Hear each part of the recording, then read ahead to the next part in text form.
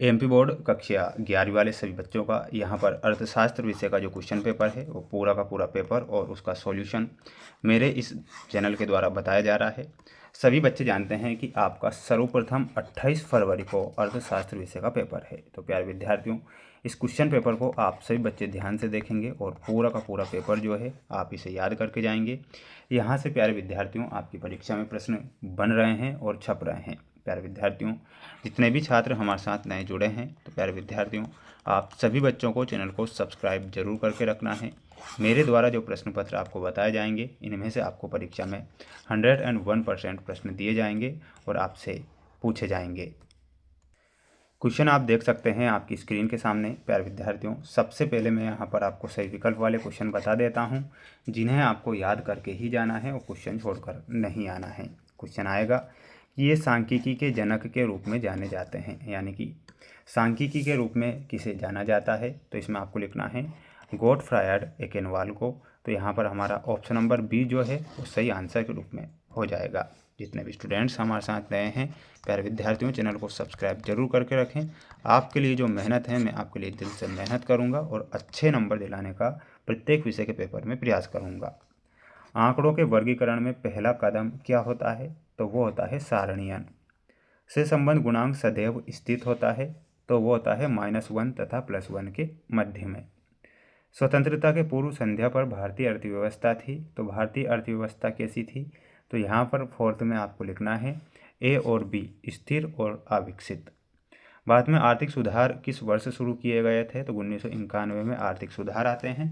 तो यहाँ पर 1991 आप ध्यान रखेंगे और याद करेंगे। वहीं अगला क्वेश्चन परीक्षा में आएगा। छोटे पैमाने के उद्योग हैं, तो छोटे पैमाने के उद्योग क्या होंगे? श्रम गहन जो होते हैं छोटे पैमाने के उद्योग होते हैं। तो यहाँ पर आप लिखेंगे श्रम गहन। बढ़ेंगे हमारे अगले क्वेश्चन की ओर।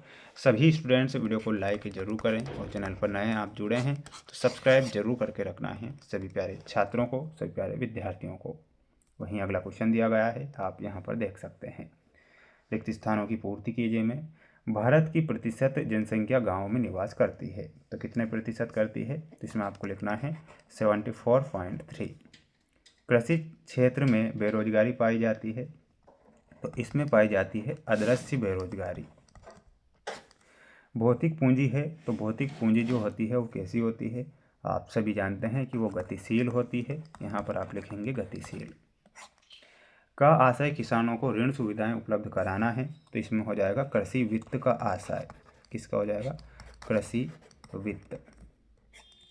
चीन में ग्रेट लीप फॉरवर्ड अभियान सन में शुरू हुआ था, तो कब हुआ था? 1958 आप यहाँ पर लिखेंगे। के क्षेत्र में पाकिस्तान की स्थिति भारत और चीन से बेहतर है, तो इसमें आपको लिखना है साफ सुविधा के क्षेत्र में। तो प्यारे विद्यार्थियों ये गलत होगा, क्योंकि वैसे भी पाकिस्तान में इतनी साफ सुविधाएं नहीं है ना।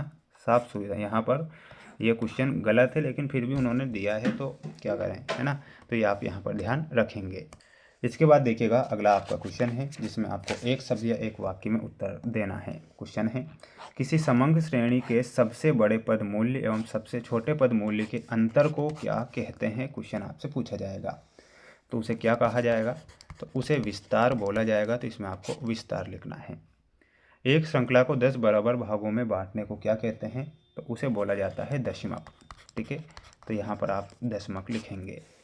बचत प्रत्यक्ष रूप से संबंधित है, तो बचत जो है आय से, इसमें आपको क्या लिखना है? आय से।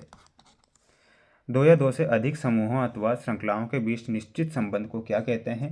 तो उसे सहसंबंध बोला जाता है। तो यहाँ पर आपको लिखना है सहसंबंध। सहसंबंध हमारा सही होगा। मार्शल के अनुसार अर्थशास्त्र कैसा विज्ञान है? तो ये है सामाजिक विज्ञान। इसमें आपको लिखना है सामाजिक। एक वचन में सांख्यिकी से क्या आशय है? तो इसमें आपको लिखना है विधि से। विधि से। विद्युत ऊर्जा का कौन सा स्रोत है? तो विद्युत ऊर्जा जो है परंपरागत स्रोत है। तो यहाँ पर हो जाएगा परंपरागत स्रोत। तो ये आप यहाँ पर करेक्ट करेंगे। एक बार सभी बच्चे वीडियो को लाइक जरूर करें। चैनल पर नए जुड़े हैं तो सब्सक्राइब सभी बच्चों को करके रखना है। सभी विषय के क्वेश्चन पेपर जो है मेरे द्वारा बताए जा रहे हैं, जो आपको परीक्षा में दिए जाएंगे और साथ ही आपसे पूछे जाएंगे। 3 4 3 5 5 3 2 संख्याओं का बहुलक क्या 5 है, तो यहाँ पर आपका क्या हो जाएगा, असत्य हो जाएगा। ठीक है, क्या हो जाएगा, असत्य। से संबंध गुणांक सदैव धनात्मक होता है, तो प्यारे विद्यार्थियों ये भी आपका असत्य होगा। प्रारंभिक शिक्षा के अंतर्गत प्राथमिक तथा मध्य दोनों शिक्षाएं आती है, तो ये आपको सत्य लिखना है। निर्धनता उन्मूलन के लिए सरकार ने अनेक कार्यक्रम चलाए हैं, तो यहाँ पर आपका क्या हो जाएगा, सत्य हो जाएगा।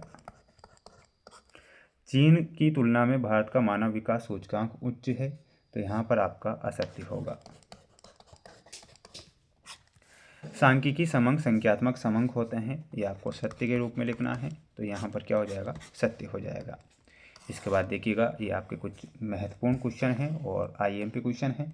मेरे फ्रेंड्स, ये जो मेरे द्वारा पेपर बताए जा रहे हैं ये मोस्ट के तौर पर बताए जा रहे हैं और इनमें से ही आपको परीक्षा में प्रश्न दिए जाएंगे। चैनल पर जितने बच्चे हमारे साथ नए जुड़े हैं तो सब्सक्राइब चैनल को जरूर करें। अगला जो सेट होगा वो बहुत जल्द आएगा। मिलता है नेक्स्ट वीडियो में।